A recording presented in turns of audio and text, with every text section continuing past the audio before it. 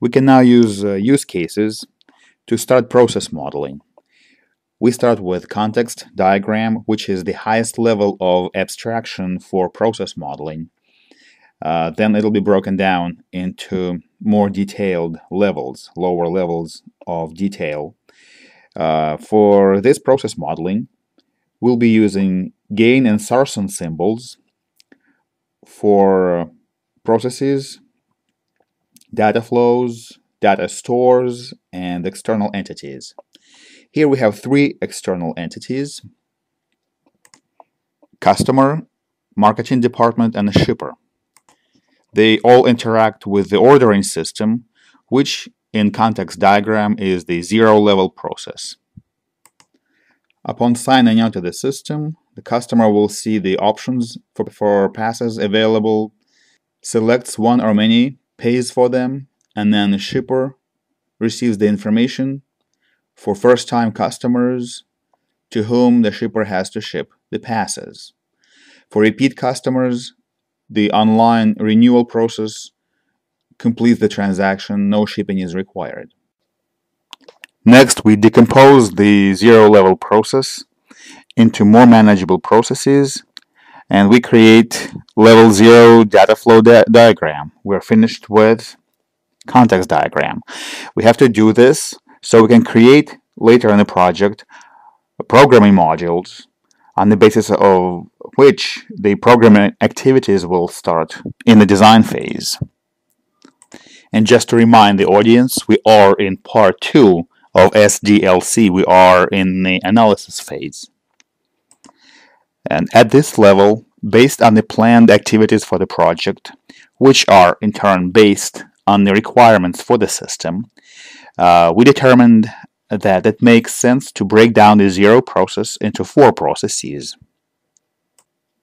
customer data processes, order data processes, invoicing business processes, and reporting processes. So the transit authority offers the system, but the customer initiates the processes. It has to be a customer who wants to be part of the system. Creation of profile or logging on is numbered as number 1 process, and we go from there. This is the next level of decomposition, level 1.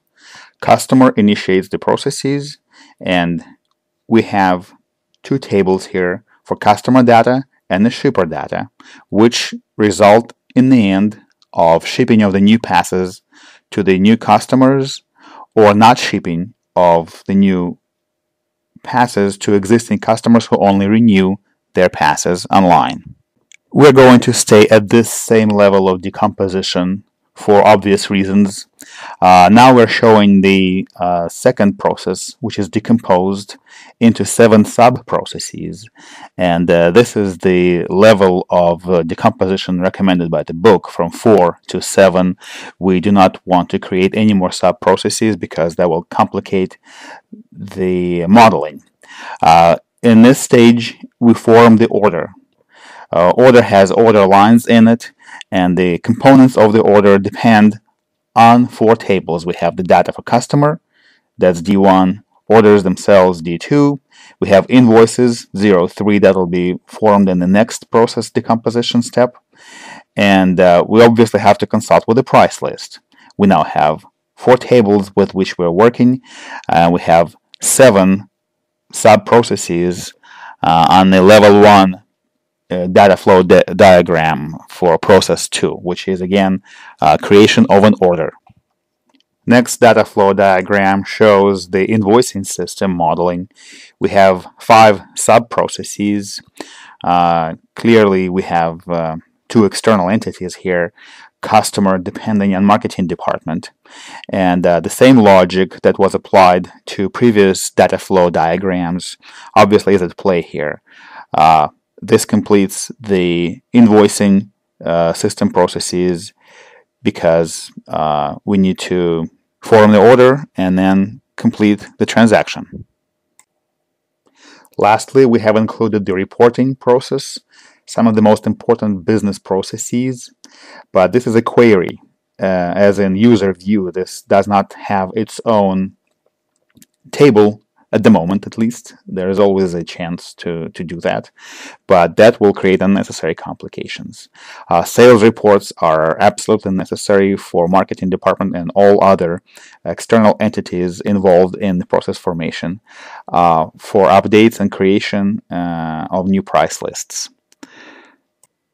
And as a result of our process modeling, we have produced the entity relationship diagram, which shows the relationships in the database designed to handle the customer requests on the basis of business rules now held by the processes.